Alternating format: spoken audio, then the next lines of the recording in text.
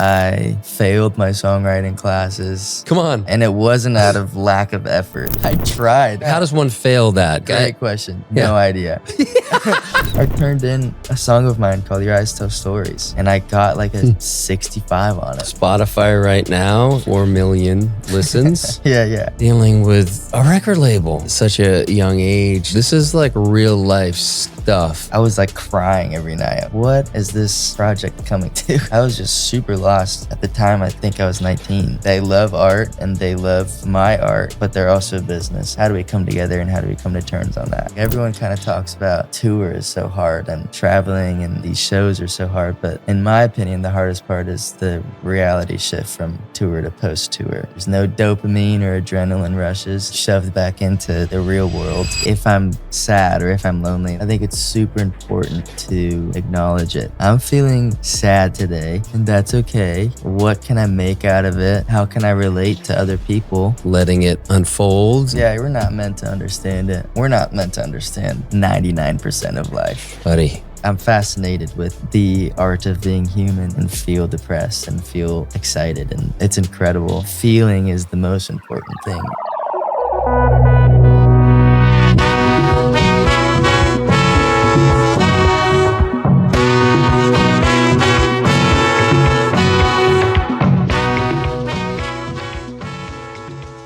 It's pretty rare, I think, someone your age and even older to not want to like try to figure out how do we accelerate this, you know?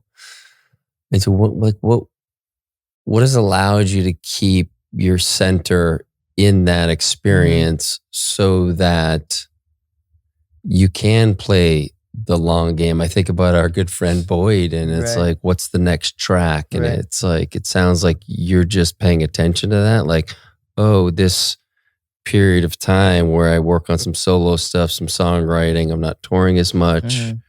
Okay, that's the next step. It's not like, how do I get the next record deal? How do I make more money in all that? But like, what has allowed you to keep that perspective? I think just like looking at the greats and looking at my idols and like realizing like, oh, it took them 7 years to be a name that everybody knows, or like it was their 4th record that blew up. Like it takes time, and art is the most subjective thing ever. So it's just like, just take a second, and as long as the music and the art and everything is done right and it's loved on, I'm happy. But yeah, it's tough because the way the music industry is right now and how TikTok works, and the fact that TikTok is it's the way things are happening right now. It's hard. And like with a label, it's been a huge year of development with me and my relationship with my label. And I think we're finally on really, really similar, and we were all in the same mindset, which is huge, but it took a while to get there. And I think for a little bit it was trying to like, okay, how do we expedite the growth? How do we make it happen now? And I think now it's kind of like, okay, our goal is this, but it might take 5 years to get there, and that's okay. It might take 10 years to get there, and that's okay. And it's just about building it right. Well, I guess, yeah, they're run up against the fact that they're a business. Exactly. And so they exactly. Yeah, so everyone's kind of weighing their own kind of self-interest. Exactly. And yeah, you got to kind of meet in the middle. Exactly. Yep. Yeah. 100%. Yeah, it's easy to forget that they're an enterprise. Like they're a business. Yeah. And I'm lucky. Like my team is incredible. We just sat down yesterday on a Zoom call. It was like 2.5 hours, and we just listened to some of the new stuff I've been writing, and like kind of game planned what that music looks like and what it feels like, and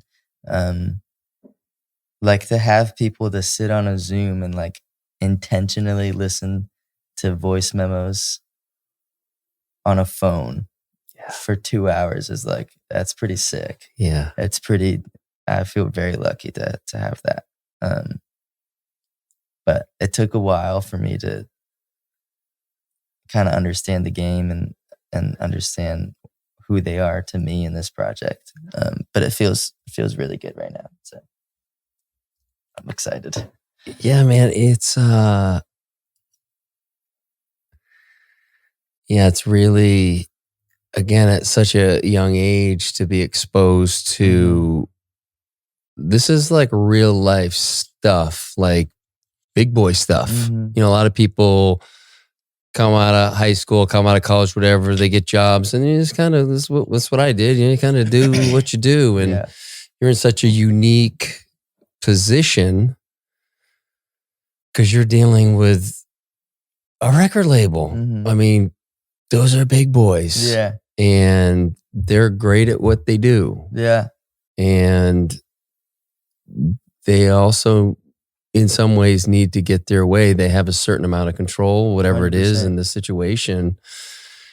And it's so funny. I was asking you earlier if you've watched Entourage at all. And it's reminding me of like, I mean, they show it for Hollywood, right? And you see, it's a bit overblown with Entourage, or maybe it's right on cue with Hollywood, but it's the same thing. You've got the main character, the actor, Vince, who is a lot like you, like wants to do it for the art and his growth and how to learn about himself through that medium. And you've got you've got the studio heads, you've got his agent, you got his manager. Yeah. They got to eat too. 100%. And they're like, they want to support him as much as they can. And there's a certain way things are done. 100%. And so I'm sure you're getting an education and have gotten one on like, look, yeah, I know, Bo, this makes sense to you, but this is how we look at things. Yeah. And it's like, oh, how are we ever going to get, I'm guessing maybe there are some times you're like, how we going to meet on this? Because I feel like we're way apart. Dude, 100%. There's like a good chunk of this year I was on tour with Houndmouth this spring, and I was like I was like crying every night. I was like, what is this project coming to? Like, what, how did we get here and where's it going? And like, I was just super lost, and it felt like nobody was on the same page as me, which is a pretty daunting thing, especially when you're, at the time, I think I was 19. Oh, yeah, 19. Yeah. And like, to be a 19-year-old and to be alone looking up against Capitol Records, it was just a very daunting thing. And I'm a pretty stubborn person. So like, I was like, I know I'm right, or I'm right. And like, I know what I feel is what I feel. And so I just kind of stuck with that. And then, like you were saying, it's not necessarily they were like, okay, this is how it works. We're a business and you're the artist. We have to come together in the middle. I kind of had to like work that out myself and like figure out that they love art and they love my art, but they're also a business. And how do we come together and how do we come to terms on that? But it was definitely like a 2-month period of, where the hell is this going? What's going on? In the grand scheme, people listen and be like, 2 months, it's not that. Dude, when it's every day. Yeah, dude. And on tour. Dude. Yeah. So you're focused on the performance that night. Right. And then it's like, that's just sitting there waiting for you when you're done. 100%. Like, we're going to play a few encores. I don't want to I don't want to deal right now. Yeah, exactly. 100%. And what a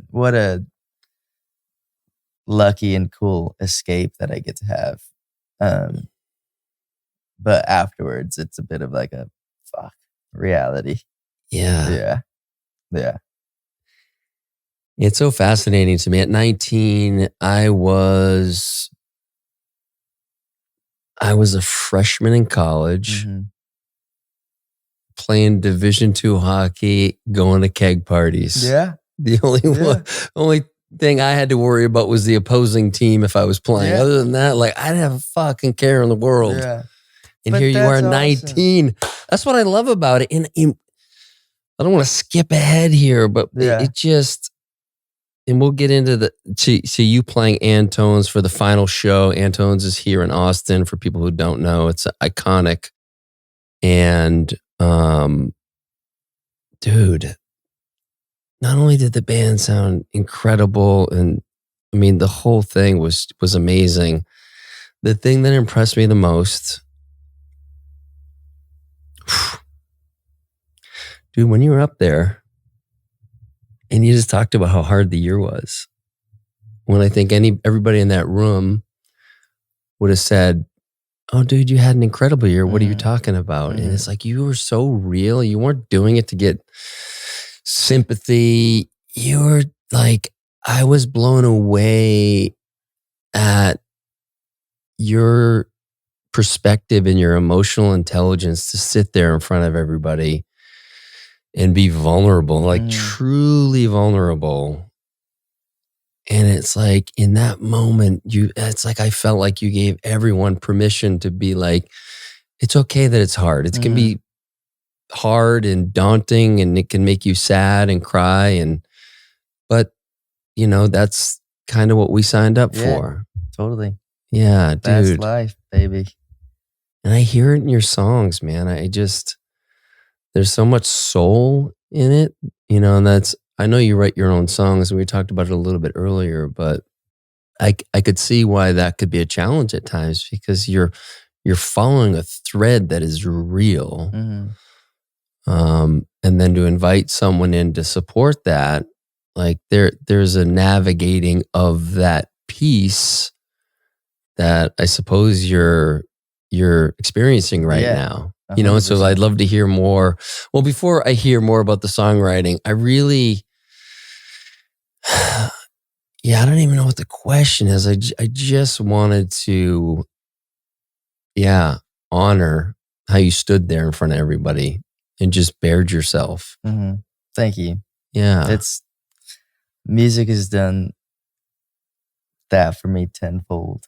And so to be able to allow other people to feel, or at least try to make them feel what music has done for me, is like the biggest gift and honor for me to do.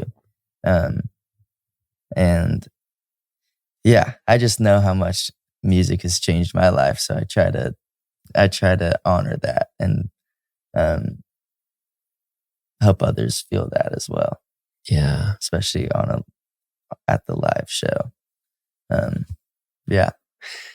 so besides that kind of 2-month stretch, were there other things that were really challenging? I mean, how challenging is it being on the road? Yeah. And like, what's that whole thing like? The road is a beast.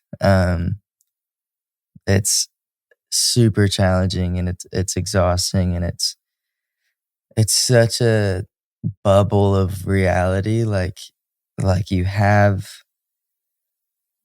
know when you're going to wake up, you're going to be in a car for 9 hours. You're going to get to the venue. You know what you have to do. You're going to load in, you're going to sound check, you're going to wait, you're going to play, you're going to drive another 2 hours afterwards, and then you're going to sleep, and then it's repeat. And so in that sense, it's awesome because everything is laid out for you. You have people that expect things out of you, but you know what they're expecting. You have people that are helping you. And in that sense, it's like, it's so far from what reality is, because it's kind of just a protected bubble of life. And it's a total different reality. But the hardest thing is getting home from tour and getting shoved back into the real world, and you're sitting on the couch and no one's expecting anything from you and no one's wanting anything from you. There's no dopamine or adrenaline rushes. There's no fans. You're alone for the first time in 2 months. And it's just a psychological shift that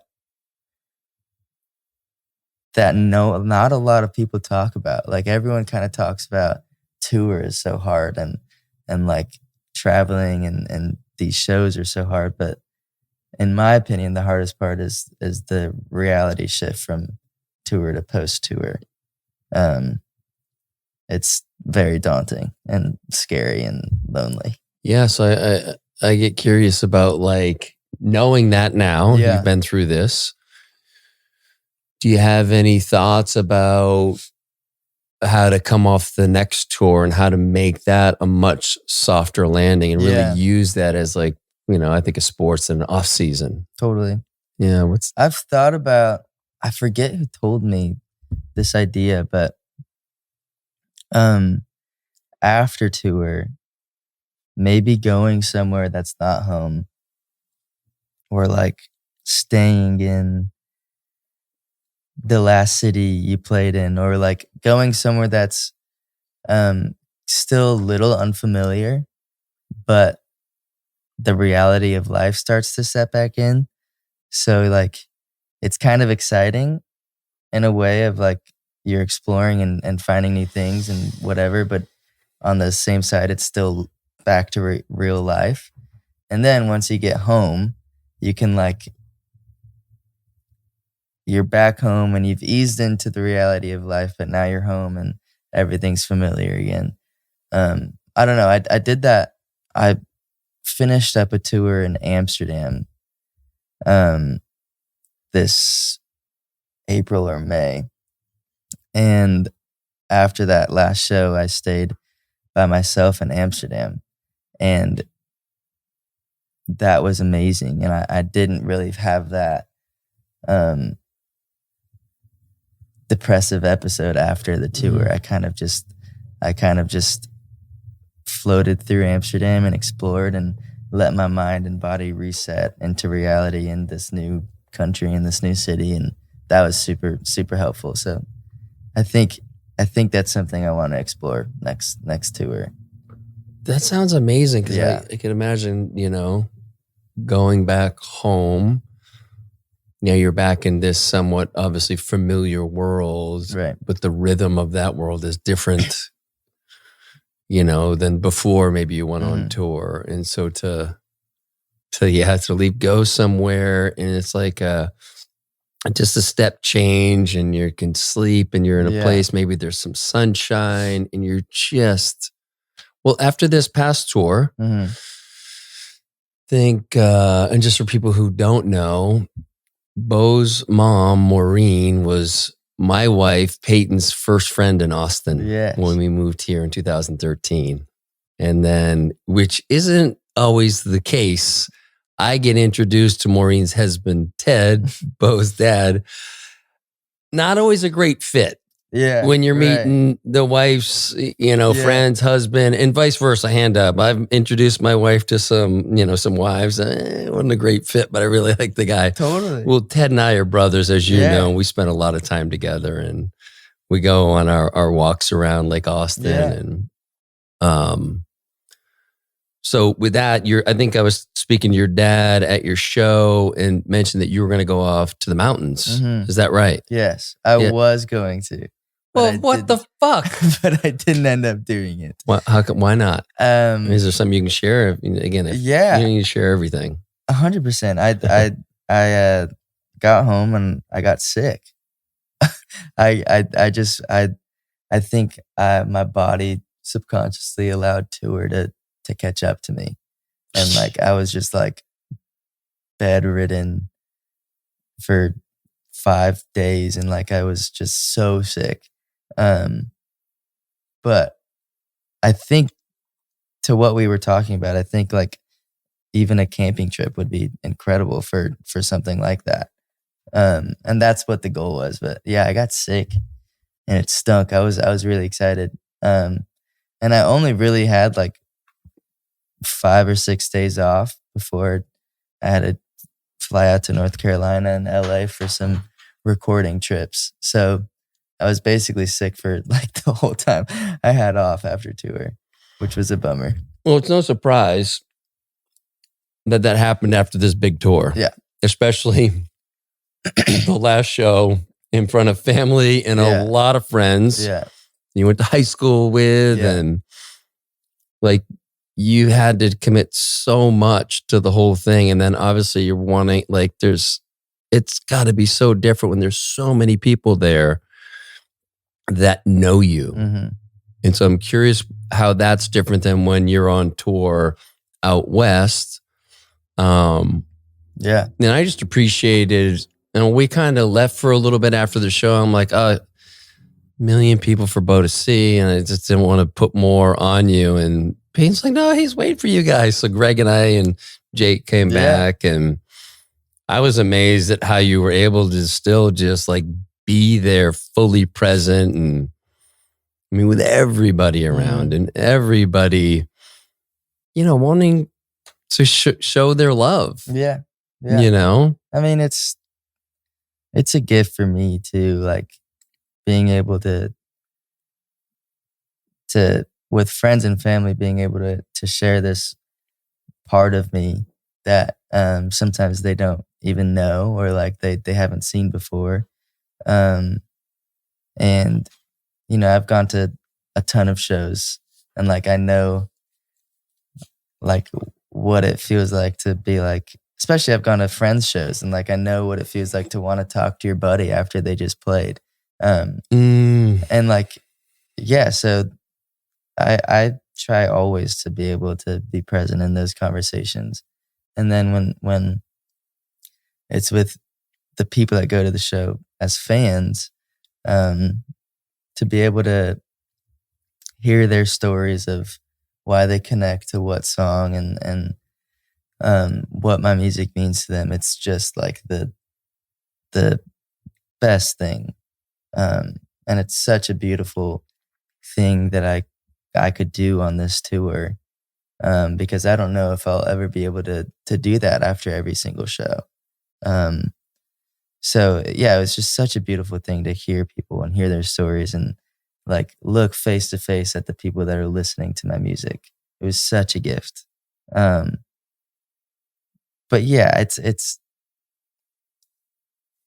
more so like an honor for me than like a dread thing. Like I love talking to these people, and they're so sweet and lovely and beautiful, and just it means the world to me. So after every show on this tour, I tried to talk to everybody. Yeah, who knows if I'll ever be able to do it again though. Yeah, well, what's it like to have like fans, like real fans? And just for context, I've been doing the podcast for almost 6 years. Like, I'm always still a little taken aback when someone, and it's a lot of times it's friends, or it could be someone on Instagram who DMs me, and I'm just like, fuck yeah, there's like people listening to this. And I mean, I'm doing it for me. I'm doing this, right? First and foremost for me, because I'm curious, right? And you and I could have this conversation off camera. Amazing. But there's so much about your story that I think is so important for people to hear.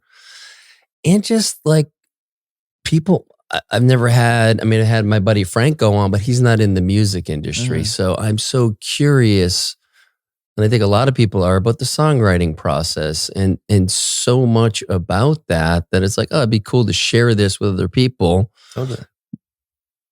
But first and foremost, like, just like I would imagine your songwriting is a form of therapy. Yeah. This is for me. It's like me working out my own shit and getting curious. Okay, so how's Bo look at this? Okay, that's interesting. I haven't thought about that. And then I get to dig a little bit deeper, and then we get to kind of share some of that stuff. Yeah. And so, yes, I have a little bit of an idea of very little bit of an idea what it means when someone listens to what you have to say or the conversation for in Yeah. my case. Yeah. Yeah. So what's it been like for you to have like real fans? Um, Or maybe take us back to when you put your first song on Spotify yeah. and it started to get some listens. And then, yeah, kind of walk us through that a little bit. So I was a senior in high school, and to graduate, there was like a senior project that we had to do. And my senior, I chose to record some songs that I had written. And those three or four songs ended up being the first 4 songs that I released, which is such a wild thing to think about. Anyway, I released my first song, Springtime Red Tulips, kind of as Wearing the shirt for people Yes, looking baby. on the stream. let's go. Come on. I released that song, and I didn't think much of it at the time. I loved it and I was excited to release it, but I had no expectations. And I remember like after the first 2 weeks, like I had like 2,000 streams, and I was like, this is awesome. Like I freaking did it. And me and my manager were pumped, and it was a small victory. And then my manager called me one day, I think like 2 weeks after we released it, and he was like, "Yo, dude, what the fuck are you doing?" And I was like, just sitting on the couch. What do you mean? He's like, "No, like, what are you doing with this song?" And I was like, "What are you talking about?" He's like, "Yeah, it's 40,000 streams today." And I was like, "What?" And I freaking cried my eyes out, and was just freaking out. And I just never expected that to happen. And yeah, so Spotify picked it up super naturally. We need no one in Spotify, and like they just somehow found it and liked it. And so that was the start of everything. And since then we've just tried to keep it chugging and keep rolling. And but that's it was a wild phone call to receive. Well, dude, and then before I get into like what it's like to have fans, and I'm sure, I mean, look, they're not all. There's some that maybe don't respect the boundaries and all that. Yeah, fair enough. But I want to know about the first song you ever wrote, because I feel like I heard a story.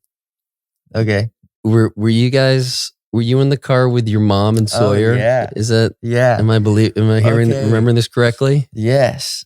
So the first song, wow, this is a flashback. First song I ever wrote, I didn't know I could sing, and my family didn't know I could sing. Sawyer, my brother, was kind of always like he's in theater, and he was a great singer. He's a great actor. And we were in Dallas, I believe, for his acting. His acting, that's right. Yeah.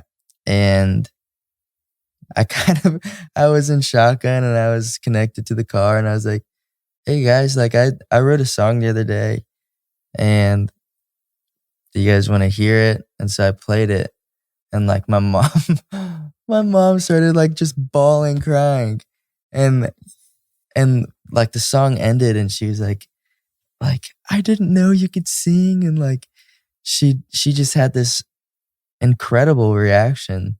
And that was like obviously the first time where I was like, "Oh, like I might be good." Like I might have a skill in this. Because at that time it was all about sports, and it was all about that. So it was definitely like a weird perspective shift of myself.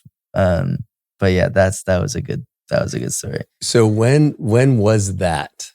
I think I must have been in either 6th grade or maybe 7th grade. That long ago? Yeah. I didn't know. Holy shit. Yeah. And I didn't do much after that. Like there was probably 2 years, 3 years since I really started writing songs. Because again, it was still sports. Like I still loved sports. But yeah, once I got to high school, I started to write more, and then junior year, I really was like, okay, I love music, and I started to really work on it, really write songs. I was part of this program at school called Rock Band, and then yeah, after junior year, it was like pretty set in stone that music is my life. Did you continue to play? Did you play basketball senior year? I didn't senior year. Yeah. Played through junior year.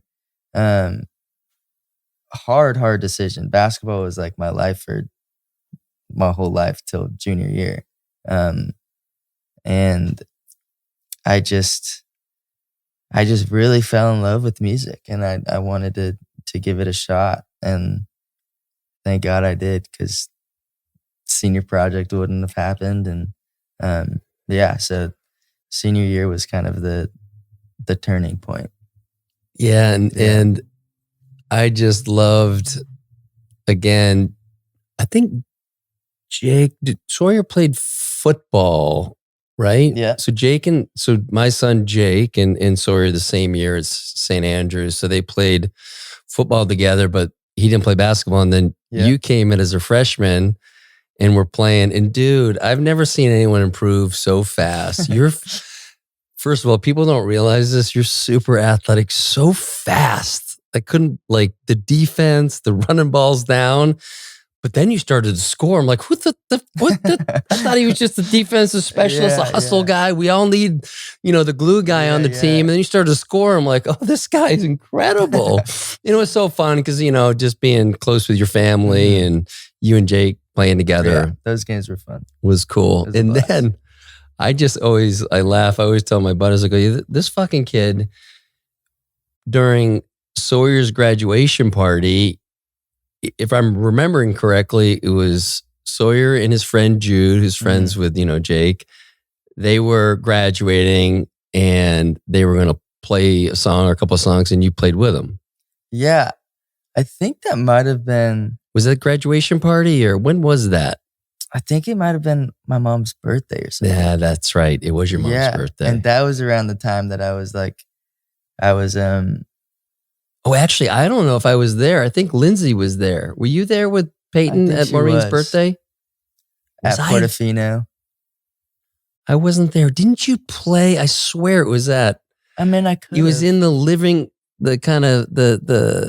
I forget exactly where you guys were, but I swear it was the three of you. It was like, they're letting, little brother play with them. Yeah. Anyway, that's the story that I'm sticking with. So that's whether it's true or not, that's going on your Wikipedia page.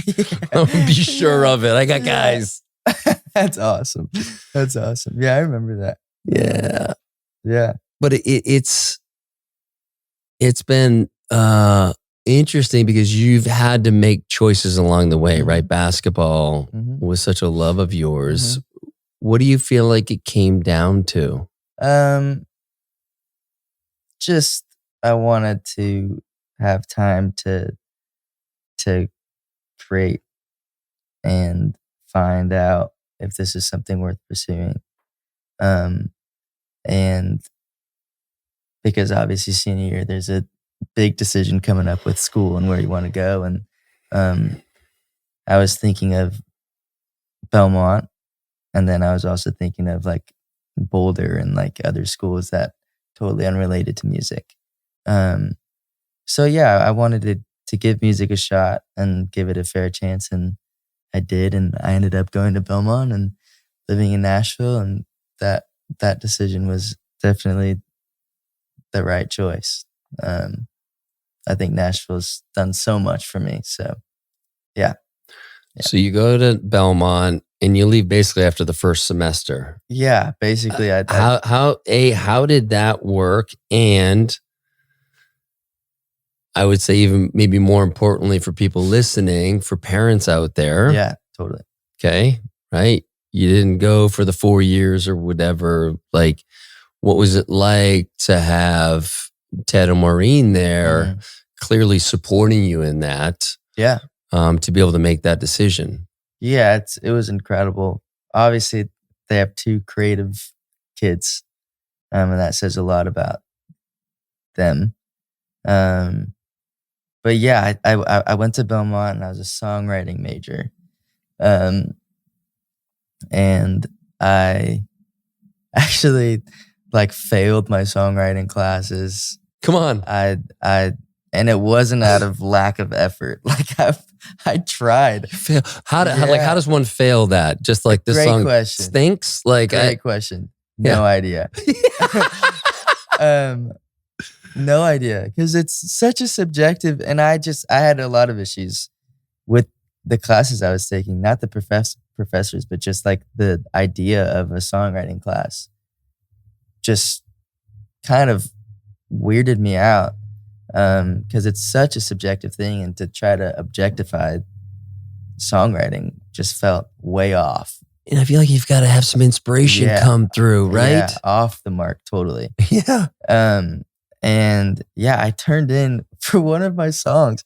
I turned in a song of mine called "Your Eyes Tell Stories," and I got like a 65 on it. Come on.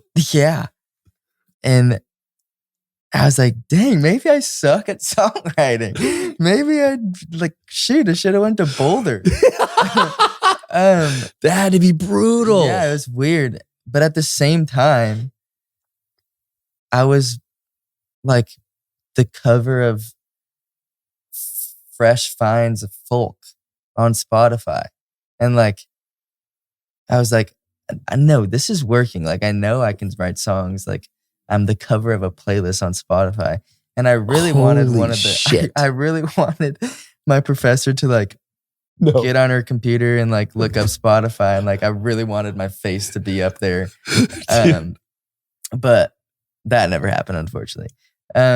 But yeah, I realized that I was learning so much more outside of school than in school. And I was going to meetings with record label A&Rs and head of record labels and presidents of record labels. And then I'd go back to school and go to music business class. And I was like, first of all, what they're teaching is pretty outdated, and like some people, that's how it works. But for me, like, I would have a lot of issues with what they were saying. Like, it's not how it works right now.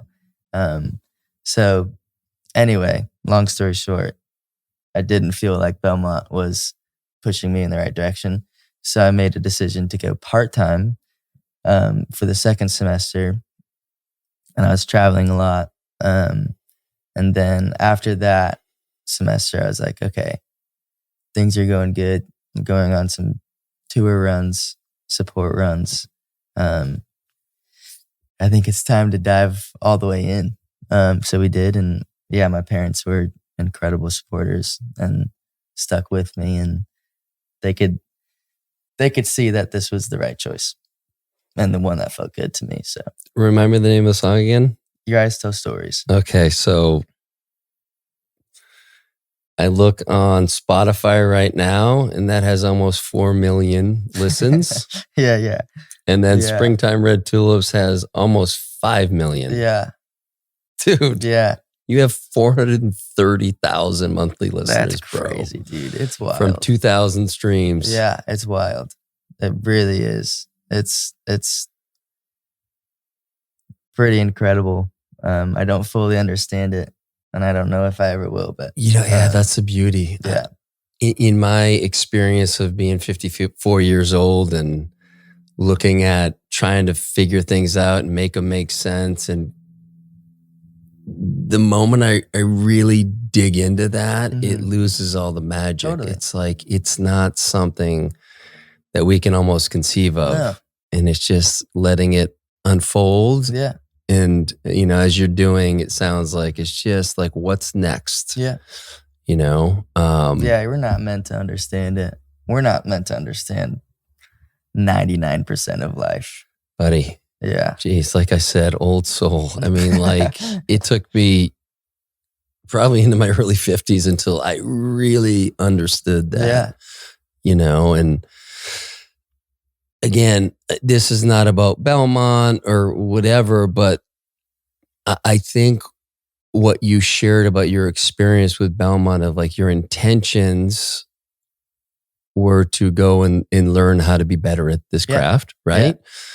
It actually provided something way different, whether it's the way the band came together, what you learned about yourself. You got to learn like, oh, there's something here. I don't even understand why it works, but they don't agree with it. Mm-hmm. I think in so many cases, the college academic experience, I'll speak frankly, is a fucking waste of time. Yeah.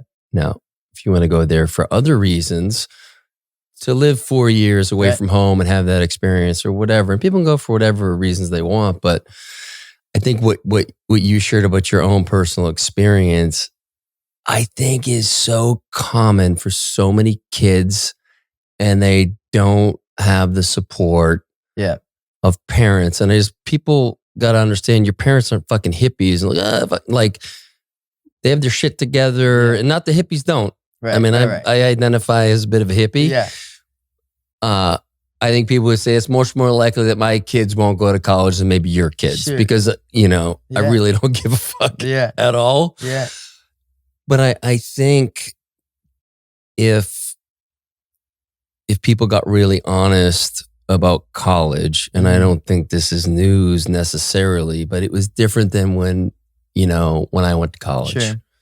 There was a path, you did this, you had these jobs, and there's no real jobs. And we know AI is changing that even more. But I love that you had that support. You went to Belmont, you got some really valuable stuff from that experience, but it probably wasn't anything you would have guessed. Right.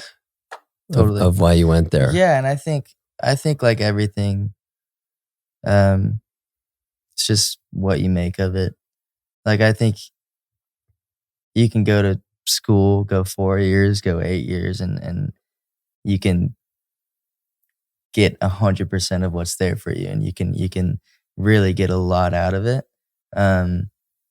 I just don't think that was the right choice for me, and I'm making what I can out of this life that I chose, and so yeah, it definitely wasn't for me. That's for sure. Yeah, that's for sure. Yeah, it was. Tell me how the band came together. Oh man, I know Nina's a Saint Andrews. Yeah. So I went to high school with my bass player. She was in Sawyer and Jake's grade. Oh, she was. Yep. And she is a badass dude. I'm not just saying that. I mean, you've always. I mean, you always just really love on your bandmates, and it lands because they show up that way. Totally. You know, as a someone in the audience, it's like, wow, there's something really special with the chemistry of the band. Yeah. Yeah. So Nina, straight up baller. She's incredible and such a glue to our group, having that female energy and she's just hilarious and kind and so helpful and just she's amazing. We went to high school together, but it wasn't till I met her in Nashville for my band when we got to be friends. I think Ronan, who I'll get to in a second, DM'd her and was like, "Hey, do you want to come play bass for this artist named Bo Staloch?" And she was like Bo Staloch, like from Austin. So she had no idea I was doing music. So yeah, it's just amazing what the music world is so small and it's so awesome. But so I've known her for a while. There's a picture of me and her and my brother's friend group at Frozen 2. I was in 8th grade and I was randomly invited to join them. I was like the little brother joining my big brother. No way. And there's a picture of Nina and I was in 8th grade. Anyway, then it comes to Ronan. I went to Belmont, and the first week there's like orientation week, and Ronan was my orientation leader, my group leader. Mm-hmm. So he was like basically the first person I met in Nashville. And our group was a little quiet and like a little awkward. You know, we're all scared. It's college. But he and I were really talkative and we kind of hit it off right away. And yeah, since then he's just been my rock, and like he's helped me in any single way a person can be helped. So endlessly thankful for him. And again, I wouldn't have met him without Belmont. So even the fact you're in his orientation, like just the way the world works is it's fascinating. nuts. But yeah, I was like, hey, do you play guitar? And he's like, yeah, I do. He's like the best guitarist in the world. And so I invited him to come play a show here in Austin. And since then, we've done every show together. We've done tours, just he and I in Europe. We've done tours with the band in Europe, all across the United States. Like we've done it all. So it's fun growing with him. And then my drummer, John, he's the best in the world. And we met, I got a phone call freshman year of college. Someone texted me and was like, hey, I didn't know you drummed. And I was like, I don't drum. What do you mean? And she was like, there's this dude at this party that looks exactly like you and he's drumming. I ended up going to the party. I met him and I'm like, oh my God, you look exactly like me. Yeah.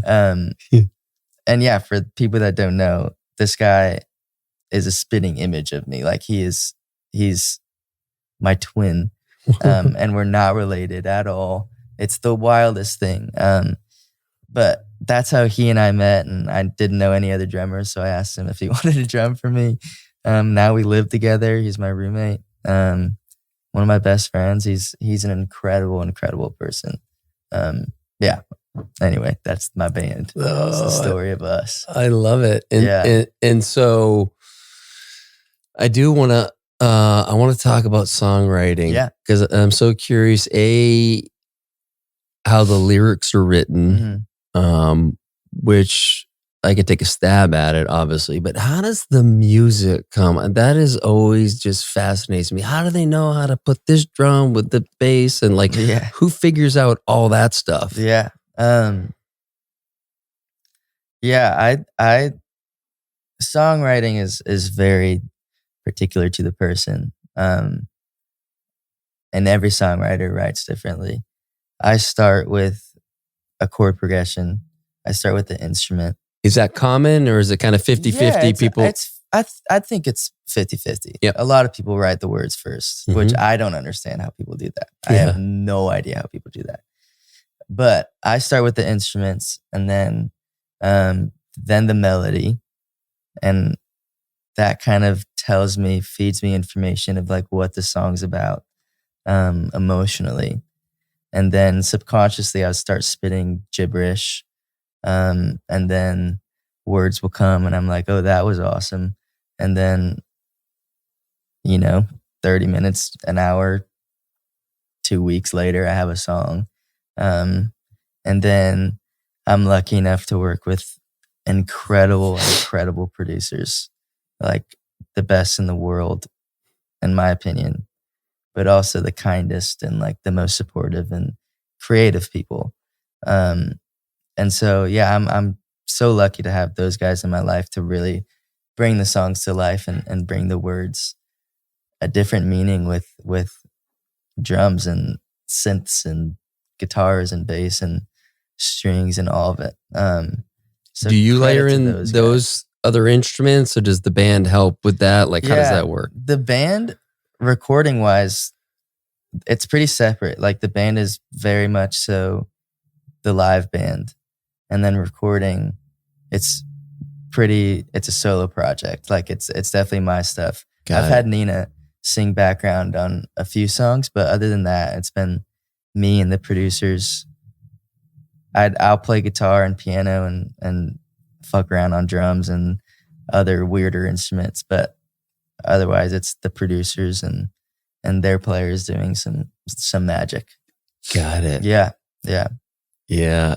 What about doing a collaboration with someone? blanking on the name. Halfway. Yeah. How does something like that come together? Halfway. So his name is Sam Westoff. He's in Nashville. And he is, I wish there were better words to describe him, but he is incredible.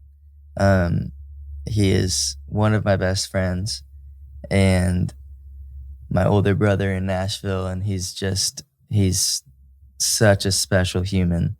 And I love him dearly. So when he asked me, do you want to come to the studio and write a song with me? It was like zero hesitation. Mm-hmm. Let's do it. He's also a producer, and he produced Your Eyes Tell Stories in Santa Fe. Yeah, so Santa Fe's a banger, he's by the way. Dog. Yeah, he's incredible.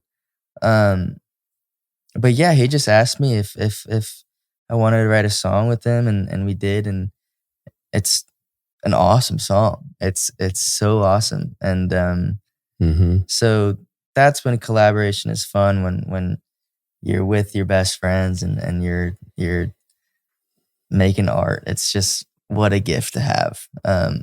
But yeah, I love Sam, and he's incredible. And that song kind of encapsulates like our friendship, and yeah, it's fun. Yeah. So how did writing that song go? Because obviously a lot of it you do on your own. Yeah, and like we talked about, I struggle with songwriting, or no, I struggle with co-writing. Mm-hmm. And it really does depend on the person you're co-writing with. Because I had no issues with Sam. I trust him with art, and I trust him with direction and production and writing. So it was nice and easy and just fun writing with him. And the words were flowing, the lyrics were easy to find, and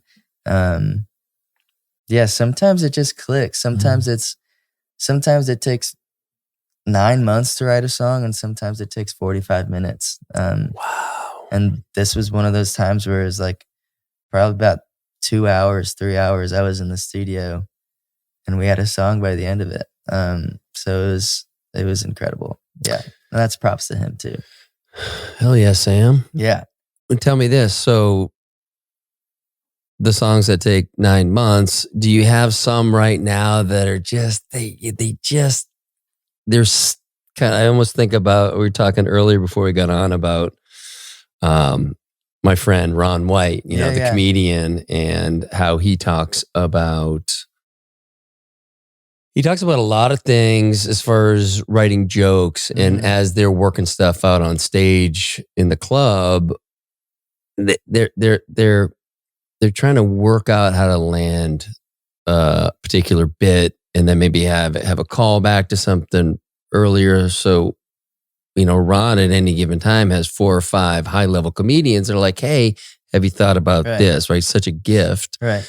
But what he also talks about, there's so many times that he's like, I just need to keep this bit in my kind of workout set and let it, he says, just like, just kind of grow on the vine and just don't pick it too soon. And then when it's ready, it'll go into his set. 100%. Okay, so is it similar for you? Similar. Yeah, I have hundreds of voice memos in my phone that are just like, the idea is there, the concept is there, it's beautiful, but either I'm not ready to write it, or I don't know the direction of it yet, so I just let it sit. And honestly, I do this with a lot of my writing.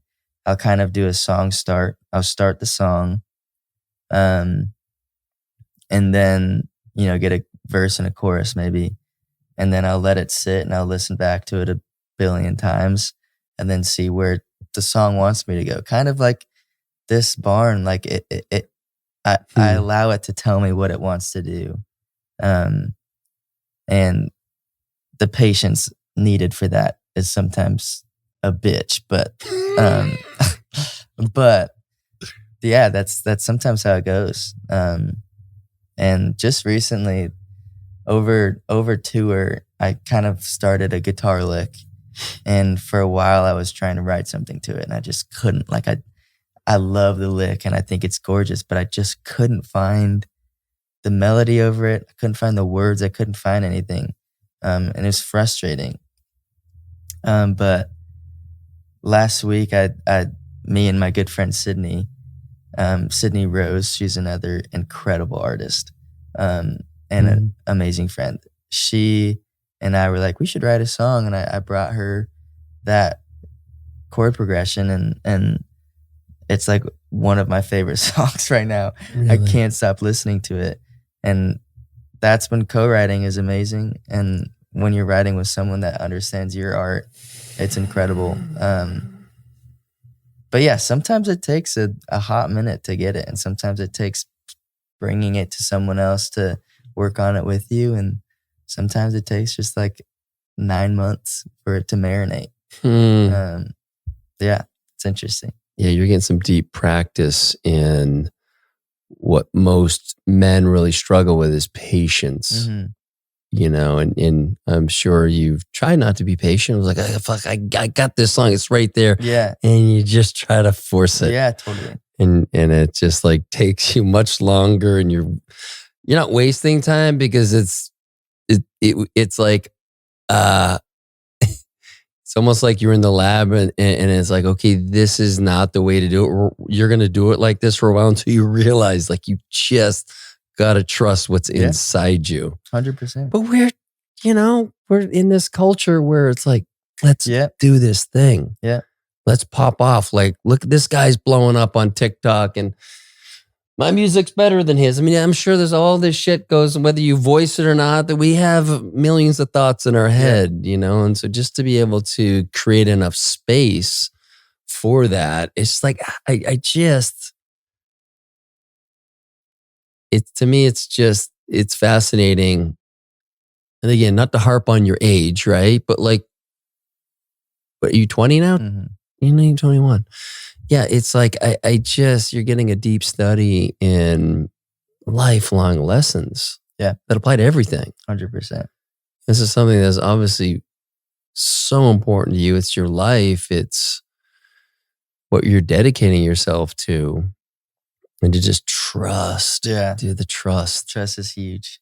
Yeah. It's huge. Trusting yourself and your team and your manager and your band and everyone. It's huge.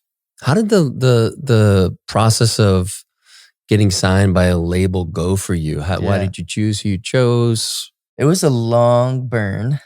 I have the best manager in the world. His name is Lou Nocito. Mm-hmm. He's my brother, and I love him dearly. I love his family dearly. He and I, again, it's patience and it's trusting your gut.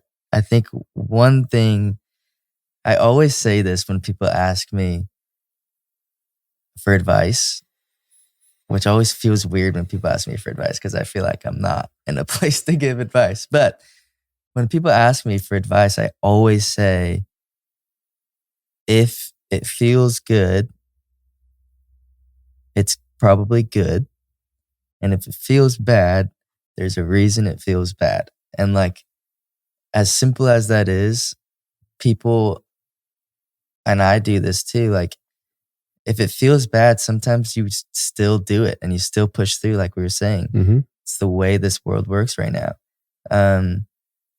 But with the label conversation, we were getting hit heavy pretty early with label talks and people wanting to sign me. And to both of us, it just didn't feel right. It just didn't feel like that's what we wanted. It didn't feel like that's what the right choice was. So we told them, like, look, we appreciate it. Like, it's a dream to be signed by a label, but we're going to take this year and just figure our shit out. And maybe we'll come back to you next year and be like, yo, let's talk about this. Maybe we won't. But that's how it happened very early on. And then next year we kind of circled back and we took a shit ton of meetings, and I was I flew out to New York, I flew out to LA, I flew out, people were in Nashville. And, talked to like the presidents of all the major labels as a 19-year-old. And kind of was like thrown into the pit of sharks a little bit. And to have my dog Lou at my side was just such a blessing. And so we took those meetings and everyone was amazing. Everyone was super kind. But I remember I wrote stuff down in my notebook on the flight home from LA after I visited a bunch of labels. And I sent a screenshot to all the labels I met with. And it was like basically just scribbled notes, consciousness. I just was writing what I was feeling. Sent a picture, and then Capitol Records sent me back a leather-bound notebook, signed and inscribed with a note with like by the president, head of A&R, CEO, the creative team. Everyone like took a page out of the notebook and wrote back to me. Oh, I got goosebumps. Yeah, which was just like so unnecessary and so beautiful, and like such a memento of their love for art and their capacity for artistry. And at that time I was like, okay, the deal might be better somewhere else. The deal was better somewhere else. But these guys feel like they're for me, and they're ready to take on the world with me. So signed to Capitol Records last fall. And yeah, it's been a year, just about a year. And it's been incredible. Obviously a long journey, like we talked about, some ups and downs, but I feel really good about where we are now, and just lucky. They're incredible. Oh, I love that. Yeah. It's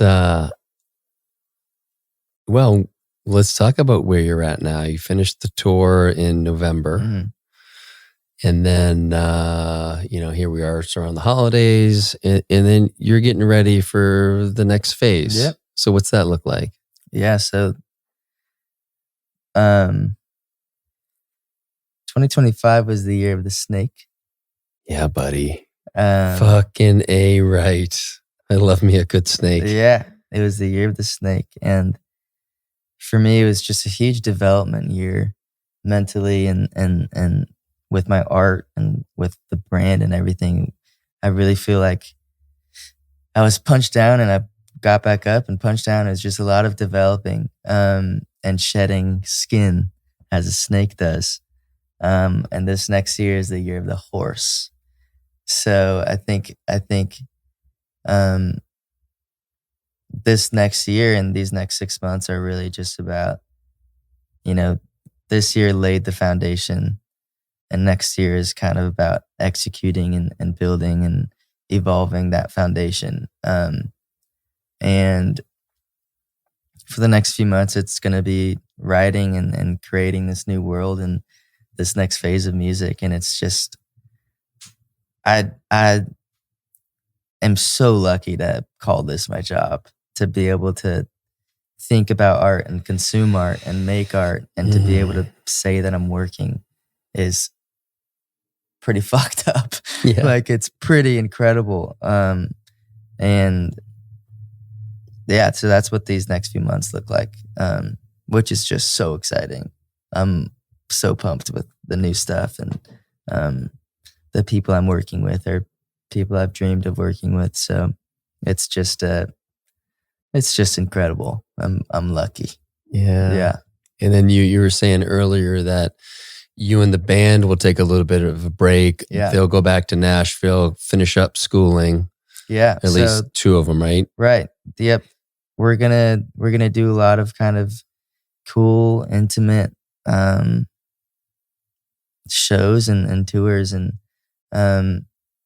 we haven't planned everything, or we don't know exactly what that looks like, but we see there's an artist named Cameron Winter. I don't know if you've heard of him. No, not familiar. He's going to be the next Bob Dylan, and he's on his way right now.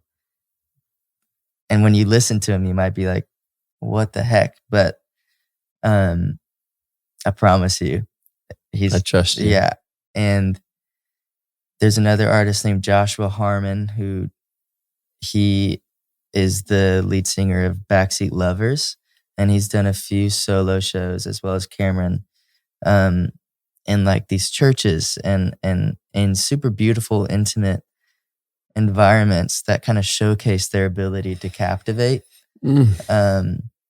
And I think that's something we want to try, and we want to kind of put me in an environment to captivate people by myself with just a guitar and a piano, and be able to kind of capture that in the right way.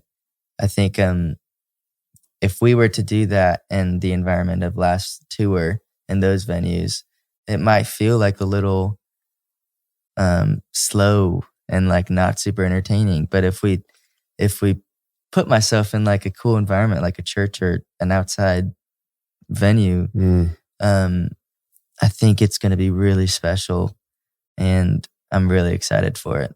And it's going to be uncomfortable and scary and all those things, but I'm excited. So yeah, we'll see. Yeah. See. Do you guys have any, I was thinking if you're going to play any festivals, it was at the Two Step In Festival was it this year that you played that? 2 years ago. I was going to say that seems like, yeah. That was awesome, by the way. Yeah, that was my first festival. And I remember the year before that, my dad and I went, and my dad was like, "When do you think you'll play this?" And I was like, "Give me 10 years. Give me 10. Dude. And I played the next year. And that was awesome. And this year we did a bit of a bigger festival run, and festivals are the most fun thing ever. They are. Especially playing. Like it's a vacation. You get to play a set. You get to, make friends with your favorite artists and see your favorite artists. And it's a lot of fun. Yeah. Do they, as far as the economics go, do they take care of you like more so than, playing your own venue like Antone's or something like that? Is it a pretty good deal? Yeah, it is. Band? It is. And it's a lot of fun. Like, there's like catering and whatever, drinks and it's just fun and it's cool to be able to share that again with my band and my best friends. Like, it's a lot of fun. Yeah. But they do treat us very well and take care of us on all fronts. Yeah. Yeah. How did you and Lou get connected? My senior year, I probably had like 1,500 followers on Instagram and probably like 400 on TikTok. He found me on TikTok somehow and DM'd me. And he basically was like, "Dude, like I love your sound. I love your vibe. I manage a band called RC Drive. I would love to talk to you about management." And at the time, I was a huge fan of RC Drive. I still am. And I was like, "Oh my God, like this is insane. This big time manager wants to manage me." And I remember I like showed my parents that text, and my mom was like, "You're telling me you want a random dude named Lou to manage you?" Yeah. And I was like, "Yeah." It's like right out of Central Casting. Literally. Yeah. Literally.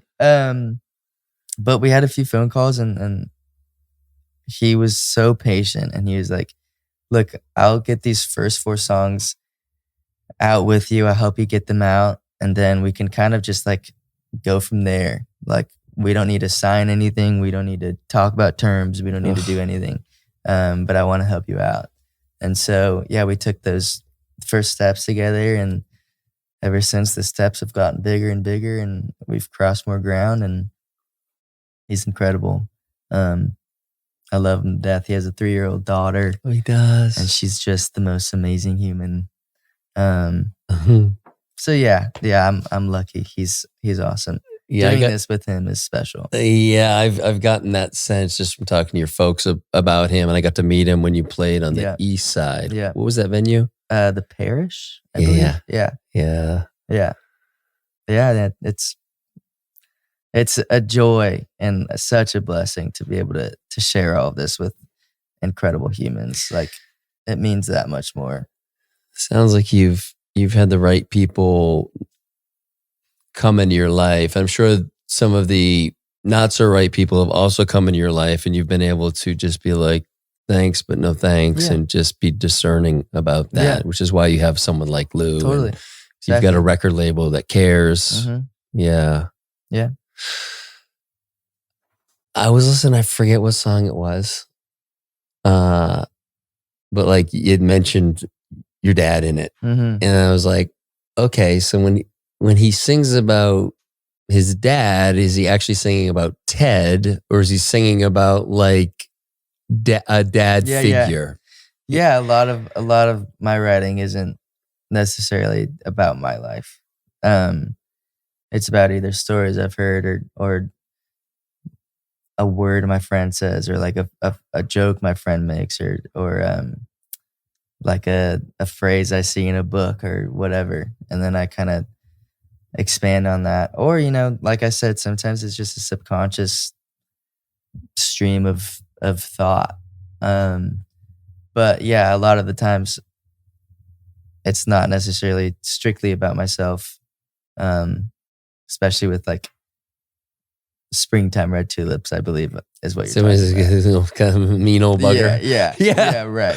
Like, that's not the Ted I know. Yeah, my dad is awesome. It's funny. I'm like, I wonder if Ted heard that song before. You're like, Dad, this isn't about you. Yeah. Like, how did that go? Because he had to have been talked about at some point. I mean, the whole song is like obviously not about me. Like, there's a lot of tell signs that it's not about me. Yeah. And so he understood that, but it's hilarious. Like, I always kind of try to look at him when I say that line at the shows. Oh, fuck yeah. Because it's just hilarious. Like, it's the opposite of my dad. And he's a great sport about it. And yeah, it's funny. I've had a lot of people come up to me and be like, is that about Ted? Like, what's happening? And I'm like, no, dude, my dad's the best. It's about some friend or whatever. So yeah, that's funny. You brought I that definitely up. got to bust his balls about that. Yeah. Oh, I love that. So dude, like, I'm curious. Yeah.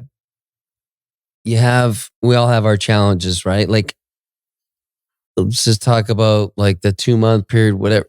Is that inspiration for music? Are you calling in that as you're writing in some of your songs? I mean, I think about, again, comedians, those guys, not Ron, but you've seen other guys who they've been through some shit, and that's where their gift comes out.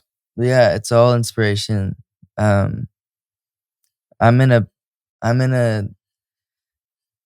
weird point in my life where I feel too comfortable. Mm-hmm. Like, I feel like I've been comfortable for too long, and it's a weird balance of like seeking discomfort, but also like seeking discomfort doesn't mean wanting to be depressed or like wanting to do self-harm or be unhealthy. Mm-hmm. And it's a tough balance because I do want some discomfort in my life because I know that that's where art comes from sometimes. And I know that it'll inspire me, and it has inspired me. But yeah, it's a fine line for me right now to